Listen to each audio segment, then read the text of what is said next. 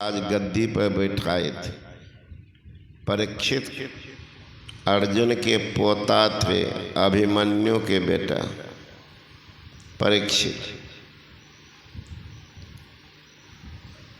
खरा देख रहे हैं कि कौन जन्म का इनका पाप इनका पीछा किया कि बेचारे एक पैर पर खड़ा, कितना कष्ट होता होगा, कैसे घूमता होगा, कैसे चलता होगा, कैसे भोजन करता होगा। विचार विमर्श कर रहा था। तब तक में एक व्यक्ति बड़ा काला, कुरूप, निष्ठुर, निर्दय आगे कंधा पर कुल्हाड़ी लेकर, एक पैर पर जो खड़ा था बैल, उस पैर को लगाऊ काटने। राजा परीक्षित जोर से बिगड़े, अरे निष्ठुर निर्दय, ये अपने बदकिस्मती पर तो रो रहा है और तुम इतने निर्दय निकला। इनको तुमको भी भारी दंड दूंगा। वो आदमी जोर से हंसे, हमको दंड दोगे का? तुमको? हंसते हुए कहते हैं, हमको आप दंड नहीं दे सकते हैं, हम तुम ही को दंड देंगे। हमको? कहाँ? हमें पहचानते हो? कहा पहचानता तो हूँ, आप राजा परीक्षित हैं। इनको लगा इतना जानते हुए कि राजा कोई करा, मैं दंड दूंगा। कहा तुम कौन हो? कहा मैं हूँ कलयुग, मेरा समय हो गया, मेरे राज में तुम रहो। राजा परीक्षित वहां से भागे व्यासदेव के पास। कहा महाराज ऐसी सी बात। व्यासदेव जब गणना किए तो कहा अभी उनका समय नहीं हुआ, तुम दंड दे सकते हो। कलयुग भी विचार विमर्श किया, ही भागा है तो हिसाब किताब करने के लिए। वो भी विचार किया तो देखता कि हम समय से कुछ पहले आ गए। जो ही आया करे, तुम क्या बोला, चट से पैर पर गिर गया। यही है कलयुग का नियम। पहले कपार पर चढ़ेगा, 10 जूता दीजिए तो पैर पकड़ेगा। कलयुग का नियम। पैर पर गिर गया, गिड़गिड़ाने लगा। व्यासदेव ने कहा था जो शरणागत हो जाए तो उनके अपराध को क्षमा कर देना। का भारी गलती तो किया है, ये चरण पकड़ लिया, छोड़ ही नहीं रहा है। तो व्यासदेव के कथनानुसार कहा जाओ, तुमको मैं क्षमा करता हूँ, जबकि तुम्हारा अपराध क्षमा योग्य नहीं। का महाराज इससे मेरा काम नहीं चलेगा। तब अब मैं आ गया हूँ तो वापस जाऊंगा नहीं, तो जब तक मेरा समय नहीं आएगा तब तक मुझे रहने का कोई स्थान दीजिए। मकान भी लोग बाजार में बनाते हैं तो पहले भाड़ा के घर में रह जाते, मकान बना लेते हैं, घर को छोड़कर अपने घर में जाते हैं। महाराज मुझे रहने का स्थान दीजिए। तो राजा परीक्षित उनको 4 जगह दिया रहने के लिए कलयुग को। का तुम जुआ में निवास करना, शराब में निवास करना, वेश्यालय में निवास करना, अब बूचर खाना जहाँ जीव की हत्या होती हो वहां पर तुम निवास करना, जाओ। कलयुग ने कहा महाराज हमको इतना निकृष्ट समझ गए? अरे महाराज कल का राजा तो हम हैं, हम भी राजा बनेंगे। एक राजा राजा के साथ इतना तो अन्याय नहीं करता। महाराज इतना निकृष्ट स्थान हमको बताए रहने का, बताइए महाराज कोई भला आदमी जाएगा? भला आदमी शराब पिएगा, भला आदमी जुआ खेलेगा, भला आदमी बेश्यालय जाएगा, भला आदमी बूचर खाना जाएगा जहाँ जीव का हत्या कर होता हो, मार काट होता हो, खड़ा रहेगा। और महाराज कोई अच्छा स्थान तो दीजिए एक भी जब भला आदमी हुई जाए। कहा जाओ सोना में निवास करना। भूल गए सोना में निवास करना। असंजोग राजा परीक्षित मुकुट ही पहने थे सोना का, जाके कलिकाल बैठ गया। परिणाम देख लिए कितना बड़ा घटना करा दिया। जंगल गया, प्यास से व्याकुल हो गया, इधर उधर खोजने लगा, पानी कहीं नहीं मिला। सोचने लगा कोई साधु बाबा जी की कुटिया हो, वहाँ तो जल जरूर होगा। खोजते खोजते देखते एक साधु बाबा बैठे हुए, कमंडल में पानी है। आवाज लगाते हैं, ओ महाराज प्यास से मैं व्याकुल हूँ, प्राण निकलने वाले हैं, अगर कमंडल में जल है पिला दो। एक बार दो बार आवाज लगाया, महात्मा आंखें नहीं खोली। महात्मा कौन? वो थे समीक मुनि।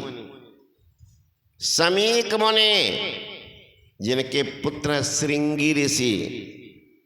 समीक मुनि बैठे हुए थे, तो समाधि में थे। बाहर जरबत रहे माही चैतन्य सही। बाहर से तो जरबत थे, बाहरी आदमी क्या जानेगा किस स्थिति परिस्थिति में बाबा जी है। गुस्सा में राजा सोचने लगे, ये बाबा जी ढोंगी है, पाखंडी है। सोचा होगा कि राजा के चक्कर में कौन पड़े, आगत भगत राजा का हम करें। इसीलिए जान बुझ करके आंख बंद कर लिया है। भला इतना आवाज पर अगर सोया भी आदमी जगता है, ये तो सोने जगने से भी ऊपर थे, तो कैसे जगते हैं? समाधि में बैठे, गुस्सा में जाकर के एक मरा हुआ सर्प था दुर्गंध युक्त, अपने बांस उठा करके आकर के उनके गला में डाल दिया। लो माला पहन के बैठो। वो तो समाधि में थे तो चले गए, लेकिन लोग जो गुजर रहे थे देखा तो उनका पुत्र छोटा सा था। श्रृंगी उस समय 5 साल की, बच्चे के साथ खेल रहे थे। लोगों ने कहा, ये जी कौन पापी आदमी आया तुम्हारे पिता के गला में मरा हुआ दुर्गंध युक्त सर्प को डाल दिया। दौड़ता गया बच्चा, देखता रोने लगा। बता, समाधिष्ट महापुरुष, उनके गला में सर्प। रोते बिलखते वह बच्चा बाप के गला से वो सर्प को निकाला और फेंकते हुए बोला, जिसने यह मेरे पिता के गला में डाला होगा, यही तक्षक नाग उसको काटेगा। 7वां दिन वह मरेगा। ऋषि का साप है, वृथा न देव ऋषि बनो। जब समाधि उनकी टूटी, घटनाओं की जानकारी मिली, समीक मुनि रोने लग गए कि बेटा तूने भारी अपराध कर दिया, भारी अपराध किया। राजा तो धर्मात्मा है, लेकिन तुमने साप दिया है, उनको तो जानकारी नहीं हुई, वो तो मर जाएगा। कम से कम संवाद भेज दो कि ऋषि संतान ने उनको साप दिया है, कोई इंतजाम कर ले। ऋषि संतान का साप। जब राजा परीक्षित को कहा गया ऐसे ऐसे आपको साप मिला, थर थर कांपने लगे। मौत से तो सब डरता है। इंतजाम के लिए सारे मुनि महात्मा सब जगह थक गए कि कोई व्यक्ति हैं जो 7 दिन में हमको भय से मुक्त कर देंगे, मोक्ष धाम को पहुंचा देंगे। कोई ऋषि नहीं, यहां तक व्यासदेव भी तैयार नहीं। व्यासदेव भी तैयार नहीं हुए। 7 दिन में मुक्त कैसे हो सकते? सभी महर्षि महात्मा के पास घूम आए, उदास लौट रहे थे। अब तो हमारी अधोगति होगी, हम अकाल मृत्यु को प्राप्त करेंगे। इसलिए कोई नहीं मिला। गंगा के किनारे से गुजर रहे थे, रोते बिलखते चले जा रहे थे। एक 14 साल का लड़का नंग धरंग बैठा हुआ था। देखा, आवाज लगाए, ओ महाराज कौन हो? इतने दुखी क्यों हो? किस कारण इतने परेशान मालूम कर रहे हो? किसने तुमको दुख दिया है? बताओ। प्रेम प्यार की बात सुन राजा परीक्षित चले गए, उनको प्रणाम करते। कहा, महाराज ऐसे ऐसी बात है, भूल बस मैंने समीक मुनि के गला में सर्प डाल दिया, उनके पुत्र ने मुझे साप दे दिया और मैं कहाँ नहीं गया। नैमिषारण्य कहिए, गंगोत्री, जमुनोत्री, हरिद्वार, सारे महात्माओं के पास लगे। महाराज कोई महीना कहता था, कोई 2 महीना, कोई 15 दिन की बात तक तो कहा। 7 दिन में कोई मुक्त होने की बात नहीं कहा।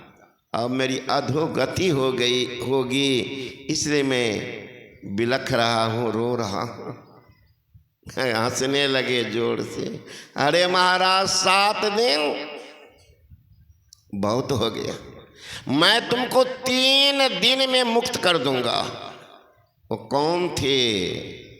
व्यासदेव के पुत्र सुखदेव मुनि। कहा, मैं 3 दिन में तुमको मुक्त करूंगा। कहा, महाराज मुझे शांति दिलाने के लिए, मेरे भय को दूर करने के लिए आप ये बात बोल रहे हैं क्या कि सही बोल रहे हैं? ऋषि भी झूठ बोलता है, ऋषि भी धोखा देता है। अरे मैं ऋषि संतान हूं, 3 दिन तो बहुत हुआ, 2 दिन में मुक्त कर दूंगा।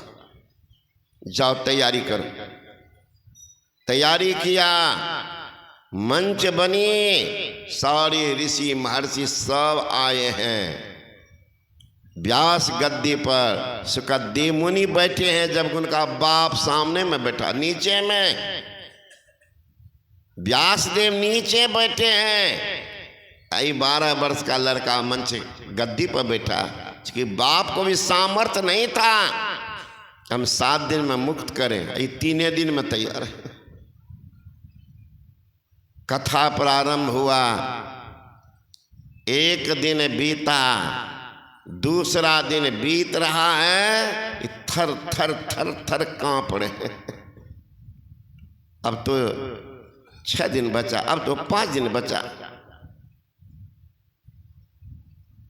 सुखदेव मुनि ने कहा, ए महाराज सुनो, मैं कथा सुनाता हूं, सुनो, शांत हो, धैर्य रखो।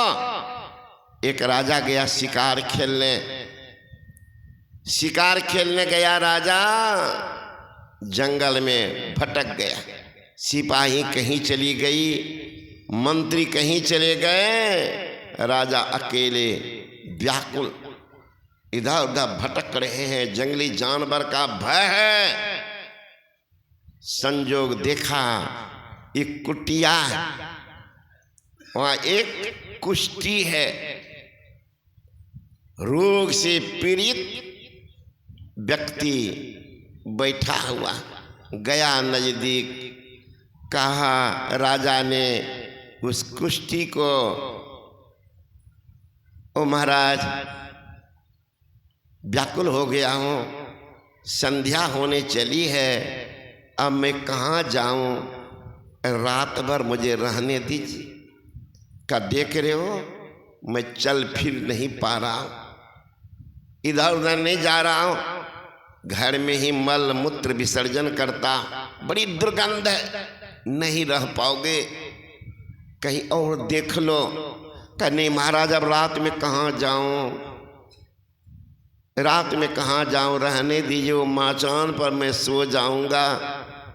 कहा नहीं महाराज, यहाँ रहने योग्य स्थान नहीं है, बड़ा दुर्गंध है, मर जाओगे रात भर में।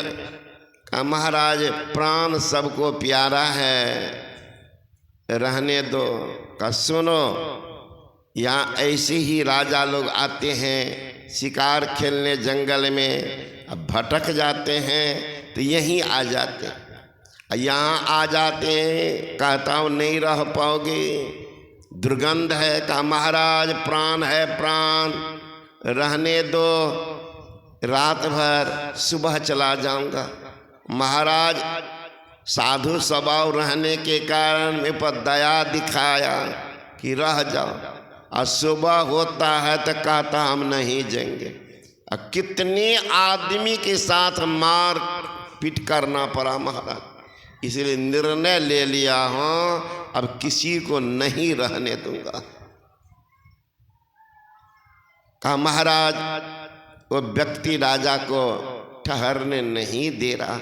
वो कहा महाराज जो कहा होगा बड़ा पापी होगा, बड़ा दुरात्मा होगा, बड़ा नीच कमीना होगा, इतने दुर्गंध स्थान पर रहने के बाद अब कहेगा कि हम नहीं जाएंगे, है ना महाराज हमको रहने दीजिए, हम सूर्योदय कौन कहे उससे पहले निकल जाऊंगा। का वादा पर टिका रहना, का बिल्कुल टिका रहूंगा महाराज, बिल्कुल टिका रहूंगा, मैं सूर्योदय के पहले निकल जाऊंगा। का ठीक है जाओ मचान पर सो जाओ। वो दुर्गंध युक्त मल मूत्र के स्थान पर मचान पर जाकर वो सो गया। अब सुबह हो गया, ओ कुष्ठी व्यक्ति कहता वो राजान वादा किया था सूर्योदय के पहले जाऊंगा, सूर्योदय हो गया चले जाओ। हमारा थोड़ा देर और रहने दीजिए। थोड़ा देर रहा, कहा अब महाराज जाओ। अरे महाराज थोड़ा देर और रहने दो। अरे महाराज जलपान का समय हो रहा है, हम भीख मांग करके लाए हैं, हमारे यहाँ अतिथि देवो भव है, अतिथि देवो भव, मातृ देवो भव, पितृ देवो भव, आचार्य देवो भव, इसको देवता के समान मानते हैं। अतिथि को भी देवता, माँ बाप को देवता और आचार्य को देवता। अरे महाराज थोड़ा सा है, मैं तुमको कैसे खिलाऊं बताओ, जाओ यहां से भागो, जल्दी जाओ।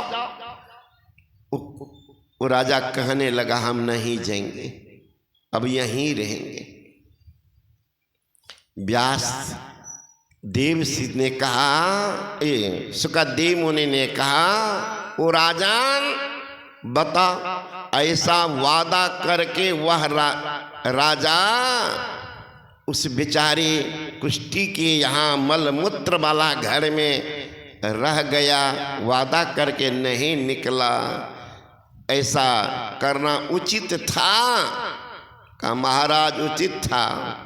वो राजा तो मार खाने योग्य था, जो वादा करके बेचारे के घर में इतना दुर्गंध स्थान पर फिर भी रह गया कि हम नहीं जाएंगे। मार खाने योग्य था। महाराज वो राजा कौन था? परीक्षित पूछते, वो राजा कौन था? कहा वो राजा कोई नहीं, तुम ही था। कहाँ कहाँ ठहरे हो तुम? जिस शरीर में ठहरे हो इसमें क्या है? जा शरीर माही तू अनेक सुख मान रही हो, ताही तू विचारिया में कौन बात भली है? मेद मांस रग रग में रक्त भरियो, पेटहूँ पिटारी सी में ठोर ठोर मली है। हारन की नैन नाक, हारन की बन्यो कान, हाथ पांव सो सब हारन की नली है। सुंदर विचार कहे है ना, बाहर देख मत भूलो, भीतर तो भंगार भरे, ऊपर से कलिए। क्या भूलते बाहर के सफाई पर? वर्क सोने का लगा है गोबर के मिठाई पर। नुमाइश गर्च दिखावा तेरे मन को भाता है, लिफाफा कुछ नहीं, चिट्ठी का मजबून काम आता है। अरे महाराज, जिस घर में तुम ठहरे हो इसमें क्या है? नाक से क्या निकलता है? आंख से क्या निकलता है? कान से क्या निकलता है? सब दुर्गंध दुर्गंध बाहर आता है, भीतर में वही सब भरा पड़ा है। नीचे में मल मूत्र सारा खजाना है दुर्गंधी का, और उसमें तुम टिक गए हो, मन लग गया है। हम नहीं छोड़ेंगे, हम नहीं छोड़ेंगे। अरे महाराज, पुत्र बाहर में रहता, चिट्ठी भेज दे, लिफाफा को सजा दे, अब पत्र लिखे ही नहीं, तसल्ली माँ बाप को होगी? चिट्ठी लिखी है, पत्र के ऊपर के भाग बिल्कुल खराब अक्षर क्यों न हो, बाप लिफाफा को फाड़ करके देखता है, हमारा पुत्र हमारी पुत्री ठीक ठाक, तसल्ली हो जाती। उसी तरह से ये बाहर की सफाई मत बोलो। थोड़ा सा भी अगर चमड़ा हट जाए, देख क्या निकलता, खून, चटिएगा चटिएगा। मित्र हैं, स्नेही जन हैं, रोते हैं तो चट से आप रुमाल से आँख को पोंछ देते। मत रोइए मत रोइए। नाक से अगर निकलने लगे, पूछिएगा अपने रुमाल से, पूछिएगा। उससे नीचे उतरिए, जीभ से लार निकलता, पूछिएगा। और उससे नीचे मलमूत्र का स्थान अगर कहीं हो जाए तो तौबा तौबा करके भागिएगा। कितना घृणित स्थान में ठहरे हैं, अब मस्ती ले रहे हैं। क्या बोलते बाहर के सब